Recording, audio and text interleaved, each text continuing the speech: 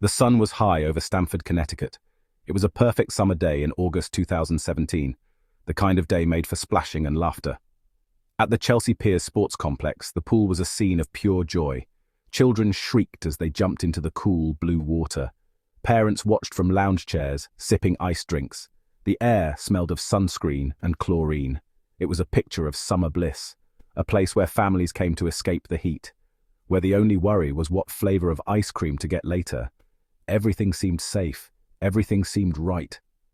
On the tall white chair, a young man sat watching. His name was Zachary Stein. He was 23 years old. He was a lifeguard. His eyes scanned the pool constantly, back and forth, left and right. He watched the swimmers, the divers, the floaters. It was his job to see trouble before it started.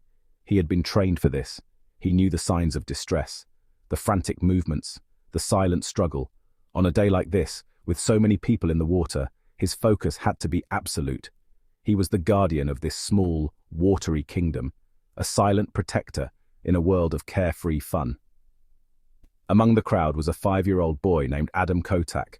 He was there for a summer camp. Like the other children, he was enjoying the water. He splashed and played, a small figure in a big pool. His mother had dropped him off that morning, trusting he was in good hands. She, like every other parent, believed in the system. She believed in the camp counselors. She believed in the lifeguards.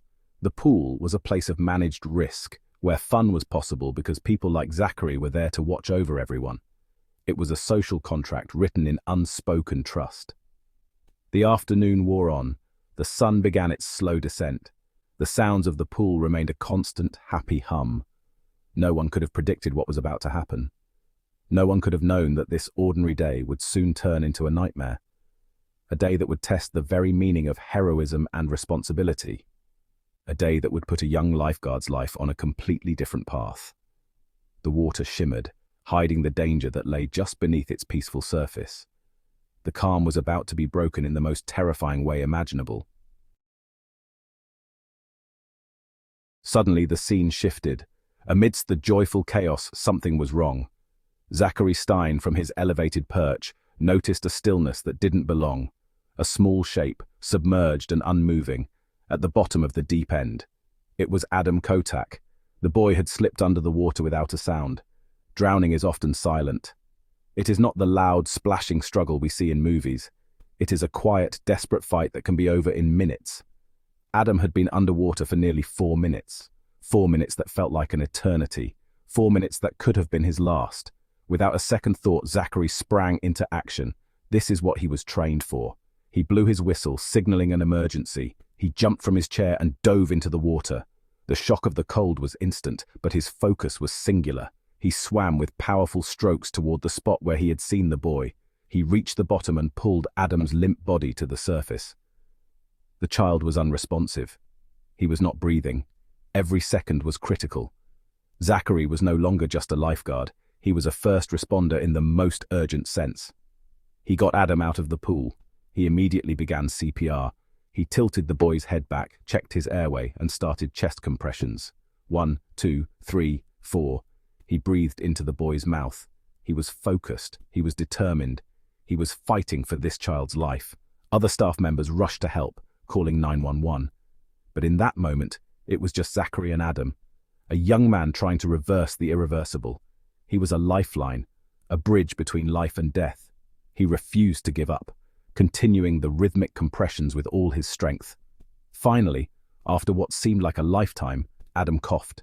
He spit up water and began to breathe on his own.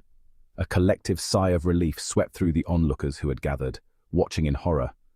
Paramedics arrived and took over, rushing Adam to the hospital. He had been saved.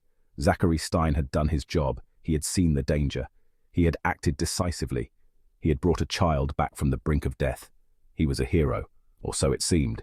In the coming days, that title would be questioned in a way no one could have ever imagined. The relief that followed Adam's rescue was short-lived. A few days later, the story took a shocking turn. Zachary Stein, the lifeguard who saved the boy's life, was arrested. He was led away in handcuffs, charged with a serious crime. The charge was first-degree reckless endangerment. The community was stunned. How could the man who pulled a child from the bottom of a pool be treated like a criminal? It didn't make sense.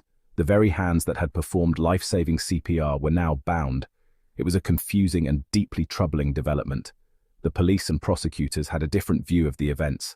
They argued that Zachary had failed in his primary duty. His job was not just to rescue, but to prevent. They claimed he was not paying proper attention. They said he was distracted. They even alleged he had his cell phone with him on the Lifeguard stand, a violation of Chelsea Piers policy. According to their narrative, the near-drowning happened because of his negligence. His heroic act of rescue, in their eyes, did not erase his initial failure. The system was looking for someone to blame, and it had found its target. The charge of reckless endangerment is a serious one. It implies that a person's conduct was so careless that it created a grave risk of death to another person. The prosecution was building a case that Zachary's inattention was not a simple mistake, but a criminal act. They were prepared to argue in court that he had willfully disregarded the safety of the children he was supposed to be watching. This legal interpretation turned the situation on its head. The hero was now the accused. The savior was now the scapegoat, facing the full weight of the justice system. For Zachary, it was a bewildering nightmare. He had saved a life. He had done what he was trained to do in an emergency. Now, he was facing the possibility of jail time and a criminal record that would follow him forever. His life was turned upside down. The incident forced a difficult public conversation. Where does responsibility lie? Is a single lifeguard solely to blame for an incident in a crowded pool at a summer camp? Was this justice, or was it a bureaucracy trying to find an easy answer to a complex and tragic event? As news of Zachary's arrest spread, the public reaction was swift and honestly overwhelming. People were outraged. On social media, in news comment sections, and in local conversations, the sentiment was nearly unanimous. The arrest was an injustice. Thousands of people rallied to support Zachary. They saw him not as a criminal, but as a young man who had stepped up in a moment of crisis. Folks really questioned the logic of punishing someone for saving a life, even if a mistake had been made. The story resonated with people's fundamental sense of fairness. A GoFundMe page was started to help Zachary with his legal fees, and it raised tens of thousands of dollars in a matter of days. Supporters left messages of encouragement, calling him a hero. They argued that charging him would discourage others from acting in emergencies. I mean, who would want to be a lifeguard if a successful rescue could still lead to a criminal charge? This question just hung over the case. The public was essentially putting the legal system on trial, asking if the law was being applied with wisdom and common sense. The defense, led by attorney Mark Sherman, echoed these public sentiments. He argued that the arrest was a gross overreach. He portrayed Zachary as a dedicated lifeguard who had performed a heroic rescue under immense pressure. Sherman pointed out that other factors could have contributed to the incident. Where were the camp counselors? How could one lifeguard be expected to watch dozens of children without any possibility of human error? He argued that this was a case of scapegoating, of placing the blame for a systemic failure onto the shoulders of one individual. On the other side, the prosecution held its ground. They insisted that the law must be upheld. Their job was to enforce the standards of care required by professionals. They argued that a lifeguard's role is one of immense responsibility, and any lapse in attention can have fatal consequences. In their view, allowing Zachary to go without consequence would set a dangerous precedent. It would signal that negligence in such a critical role is acceptable. The stage was set for a legal battle that was about more than just one man. It was about the very nature of duty, blame, and justice. The case finally went to court. The atmosphere was tense. On one side stood a young man whose future hung in the balance. On the other, a legal system determined to make a point about professional responsibility. The prosecution presented its evidence. They highlighted the facility's rules, including the prohibition of cell phones on the stand. They argued that Zachary's actions, or lack thereof, created the dangerous situation in the first place. Their case rested on the idea that the rescue was necessary only because of the lifeguard's own failure. It was a cold, procedural argument that aimed to strip the emotion from the event. The defense countered powerfully. They called attention to the chaotic environment of a summer pool. They questioned the supervision structure of the camp. They emphasized that Zachary did, in fact, see the child and act decisively to save him. Attorney Mark Sherman argued that the entire system had failed Adam Kotak that day, not just one person. To single out the lifeguard was not only unfair, but also a distraction from the larger issues at play. How could one person bear the full weight of a near tragedy that had multiple contributing factors? The defense put the entire operational setup of the camp and facility on trial. After hearing the arguments, the judge made a decision. He granted Zachary Stein a special form of probation called accelerated rehabilitation. This program is typically for first-time offenders who are deemed unlikely to re-offend. It meant that if Zachary completed a probationary period without any further trouble, the charges against him would be dismissed. His record would be wiped clean. It was not a full exoneration, but it was a victory. It was a recognition by the court that while there may have been a lapse, his actions did not warrant the life-altering consequences of a criminal conviction. For Zachary, the outcome was a profound relief. The legal ordeal was over. However, the experience left a lasting scar. His name had been dragged through the mud. He had been portrayed as a criminal. He chose not to return to his job as a lifeguard. The joy he once found in that role was gone, replaced by the trauma of the event and its aftermath. The case raised an important question for society. When something goes wrong, is our first instinct to find a hero to praise or a scapegoat to punish? In this case, one young man found himself cast as both. In a strange coincidence, there is another man named Zachary Stein. This Dr. Zachary Stein is not a lifeguard. He is a philosopher, an educator, and a writer. He spends his days thinking about big, complex problems. He studies how our systems, our schools, our governments, our legal institutions are failing us. He writes about the need for a more holistic and humane way of looking at the world. He argues that our modern society often breaks down complex issues into simple, disconnected parts, losing sight of the bigger picture. He is a thinker who diagnoses the very kinds of systemic failures that the lifeguard Zachary Stein experienced firsthand. The story of lifeguard Zachary Stein is a perfect example of what the philosopher Zachary Stein talks about. The legal system zoomed in on one person. It tried to assign all the blame to the lifeguard. It ignored the other contributing factors, the number of children in the pool, the responsibilities of the summer camp, the overall safety protocols of the facility. The system did not ask, how can we prevent this from ever happening again? Instead, it asked, who can we punish for what already happened? This narrow focus is a hallmark of a broken system. Dr. Stein, the philosopher, might say that our society suffers from a crisis of sense-making. We struggle to understand complex events. We reach for the simplest explanation, which is often to blame an individual. It's easier than admitting that our institutions are flawed. It's less work than redesigning our safety procedures or rethinking how we supervise children. By arresting lifeguard Zachary, the system performed a kind of theater.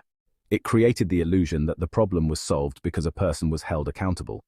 But the underlying systemic risks remained untouched. The lifeguard and the philosopher, though they have never met, are connected by this theme. One lived through the painful reality of being a scapegoat in a flawed system. The other dedicates his intellectual life to explaining why these systems fail and how we might fix them. The lifeguard's story is a case study for the philosopher's theories. It shows us that when we fail to see the whole system, we end up creating injustice. We punish the very people who are trying to do the right thing within a structure that is set up for failure. This story is more than just a dramatic news report. It is a mirror held up to our society. It forces us to ask ourselves some difficult questions. What do we truly value? Do we celebrate heroism only when it is perfect and flawless? Or can we recognize the courage in an imperfect human who acts decisively in a moment of terror? Zachary Stein saved a child's life. That is an undeniable fact. Yet the system he worked within was quick to turn on him, to transform him from a hero into a defendant. This should give us all pause. We must create a culture that protects our protectors. This applies to lifeguards, paramedics, firefighters, and even ordinary citizens who step up in an emergency.